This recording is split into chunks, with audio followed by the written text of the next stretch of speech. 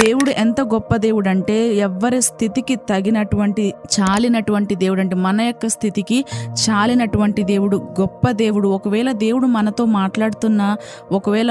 మనతో మాట్లాడుతున్నా మన యొక్క స్థితికి తగినట్టుగా దేవుడు మాట్లాడుతూ ఉంటారండి. ఇక్కడ సార్దీస్ సంఘంతో చెప్తా ఉన్నారు, గతించిన అంటే పాస్ట్లో జీవితం గతించిన విధంగా మనం చూసుకుంటూ ఉండినట్లయితే సార్దీస్తో దేవుడు మాట్లాడుతూ ఉన్నారు. మీరు ఇంతకు ముందు కూడా మీ యొక్క రెప్యుటేషన్ని ఆధారము చేసుకొని పరువు ప్రఖ్యాతులు బంగారం అని ఆ యొక్క కోటను నిర్మాణం చేసుకున్నారు. ఆ యొక్క కోటను బట్టి, అదే విధముగా ఆ యొక్క కాపుదలను బట్టి, ఆ యొక్క రక్షణను బట్టి అతిశయిస్తూ జీవిస్తూ ఉన్నారు, ముందుకు వెళ్తా ఉన్నారు. అలా వెళ్తే గనక కుదరని పని. ఎందుకు అని అంటే మా యొక్క రెప్యుటేషన్ ఇది వ్యక్తుల మీద చూపించి వారిని బట్టి అతిశయించి మనం జీవించడానికి వీలు లేదు, కానీ కేవలము ప్రభువును బట్టి మాత్రమే మనము జీవింపబద్దులమై ఉన్నాము అని పరిశుద్ధ గ్రంథము తెలియచేస్తూ ఉంది.